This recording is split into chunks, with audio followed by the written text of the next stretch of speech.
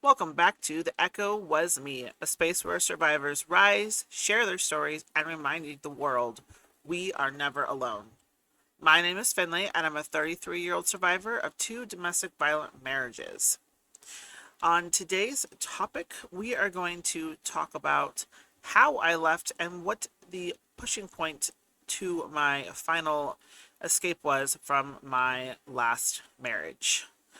My first marriage was pretty just like plain and simple. It was, I asked for a divorce, said I was over it. We went through all the emotions. I moved out. He kept the place, yada yada. The second marriage, however, there's a lot more to that one, as that one for me was more of a just like it was a lot more to leave. I had to put a lot more thought into it, and really, I needed that big push that I got in the end. So, today, though, before I start my brief little check in, at some point today, my fiance and I will be going to the library to check out the podcast room to see how that kind of functions so I can start having guests on my show. So, super excited to have guests on my show and start expanding that area of my podcast and start sharing stories of other women as well. So, hopefully, that will kick off sometime this month. So, on to the big push that got me to leave my toxic abusive marriage. It started when I had switched jobs to my current job, and there's a lot of people at this retail store specifically, and it's a pretty big warehouse, and I mean people are coming and going all the time. So 2023, during my birthday month of March, we had a new group of people start, and in that new group of people would be my future husband. And I remember when I saw him for the first time, and it was not love at first sight on my end. I literally thought this man was not going to make it. I even bet he wasn't going to make it, and he did. And I will say I'm glad it wasn't love at first sight, because it kind of gave us the opportunity to have to get to know each other. And it forced me to see him as a friend first, which was nice because we built a friendship first, and the friendship was completely platonic the entire time. And because I did see him as a friend first, I did start to tell him things I hadn't told people before, because I was so busy protecting my marriage that for some reason, and I can never explain it, he made me feel so safe. And something in the universe was telling me this man is a safe guy. You can tell him things. And so I did. I started to tell him things about the hitting and the screaming, and how when I went home from work almost every night, there was name calling, there was blaming, there was basically putting me down and telling me I was a shit person and a shit wife. And it it was just bad. And I told him how awful parenting was in that relationship, where I'd say one thing, and if she didn't get her way, she would scream at me till she was blue in the face, and I would just give up and walk away and say, okay, you do what you want to do. And it was very tiring. And so being near my future husband, and we'll give him a name, Joe, because that's his name. I don't know. I don't know why I said that. But anyway, so Joe, um, it was nice to have someone to confide in. And he would listen to me and he wouldn't judge me. And at first, when we started talking, he didn't sit there really and be like, oh, you need to leave, you need to get out. And I think in a sense he knew that because of the situation and where my mind was mentally, that's not really what I wanted to hear from people, because I mean, I that's why I had stopped sharing with other friends before.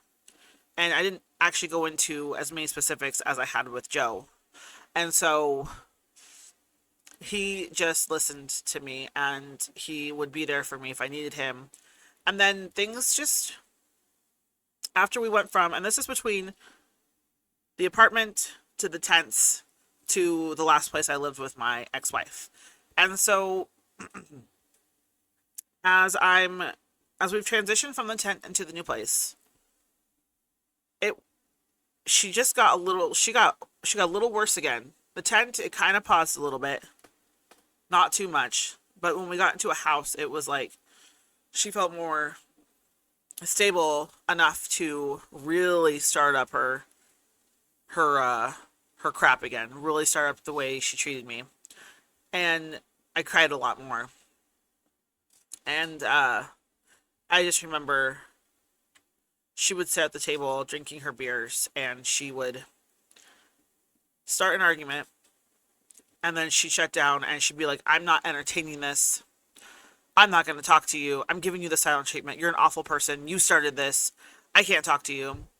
And she'd just leave me there crying. And so I eventually was able to get my mind, to get my feet, to walk away from the situation. Because one thing about me is if I shut down, there's going to be times where my body will not move. Like, I will sit there because I'm too embarrassed to leave. I'm too ashamed to leave. Like, it's weird. It's definitely a mental game. And so I remember just as more as I had Joe, I'd go and I'd message him and I would just tell him I'm crying. She called me this. She called me that. She screamed at me again. And he eventually started to be like, listen, for the sake of you and your kids, you need to leave. You need to leave her. You need to go. And again, nothing romantic was ever said in any of these conversations. He genuinely was telling me that I just needed to go. You know, he asked if I had any family I could go to, any friends I could go to, if there's anything like I needed help with leaving, moving. And every time my answer was the same. No, it's okay. I just need someone to talk to. It's okay. Like, I'm used to this. This is my life. I can't leave her. She's sick. She has lupus. She's not right in the head. She has, you know, bipolar. She has a drinking problem. Like, I was so fixated on fixing this person, which is so crazy because, like, why would you do that, right? And as it got closer to the big push, um there was the 1 month, and it was May, when Joe and I, our narrative changed in our conversations. And there were some romantic feelings at that point. And I remember for the whole month of May, I just sat there and we weren't physical with each other. And I don't condone cheating. I don't condone any of it. And that whole month we sat there and we had said some things and we had talked. And I realized that I could have a whole other future. I could have a whole other life out there where I could be happy, where I could be treated by a man who saw me as a jewel and not just something to throw in the mud. And during these conversations, Joe had told me, even if I ended up leaving, he said he didn't expect me to go with him, but if he could help me get out, even just as a friend, he said he would do that. And so there was never an expectation for us to get together, even with those conversations. There was never that expectation. And I remember on May 31st, that was the day I had decided I was going to go and finally tell my ex-wife I was done. And she had sensed I was already off a little bit. But I mustered up the courage and I said, listen, I'm not happy anymore. You're not happy. All we're doing is fighting. So there's too much years of abuse. There's too much damage. I said, and I deserve better. I said, and my children deserve better. And that night, her biggest question was, is it because of Joe? And I just flat out said, yes, it is because of Joe. And he was my push, you guys. He was my biggest push because he had been friends with me for a year up to that point. And he was always my most supportive, non-judgmental friend I had in my corner. And he just helped me in ways that I don't think even I will ever be able to thank him enough.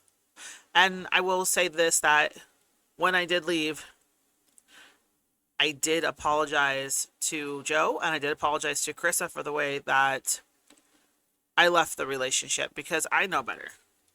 I know you leave before you even start talking romantically to anybody, because that obviously gives you a bad reputation of who you are as a person.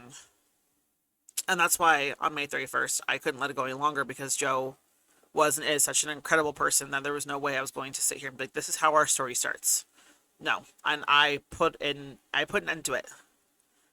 And I am just so incredibly grateful for how the events did, I guess, end up happening in a way, even though I, on my end, should have waited until I was out of the relationship. I don't think I would have gotten out of that relationship, though, if it hadn't been for the way the events unfolded. And if it hadn't been for one guy just being my friend and telling me, if you need to leave, even if it's not with me, let me help you. And to know that this guy was ready to be selfless enough, even if his arms weren't the one I was going to end up in, was crazy to me. And that's what really made him stand out to me. And so I will forever be grateful for him being my big push. And I can never thank him enough, but because of him, I am out of that situation. And him and I have been together for a year. And it's been, I mean, we've had small bumps here and there, but it's nothing compared to the abuse that was put through for 8 years. Our small bumps are just learning each other and communicating and stuff like that. Like, he's never raised his voice at me. And I can tell you right now, if you decide to leave today, even if it's not with somebody else, and it's into your own maybe one bedroom apartment with your kids or yourself or whatever it may be, it is worth finding your big push to leave in the end. It really is. And my kids feel safe. They've all said they feel safe with Joe. They say they haven't felt this safe in a long time. And so, in a way, Joe was a big push for all of us. If I hadn't gotten that push from him, my kids would still be in a situation where they are constantly seeing yelling and screaming going on every day. And I will forever be grateful for that big push. And I hope you all can find your big push too, because life on the other side after abuse is one of the most beautiful things I've ever experienced. Yes, it has its hard moments, but it is absolutely beautiful, and I wouldn't trade it for anything else in the world. So at the end of my episodes, like I like to do, I like to give out the resource hotlines. The domestic abuse hotline is 800-799-7233. The suicide hotline number is 988. And again, thank you for listening to The Echo Was Me. Remember, you are not what happened to you. You are here, you are healing. Until next time, stay strong and keep speaking your truth.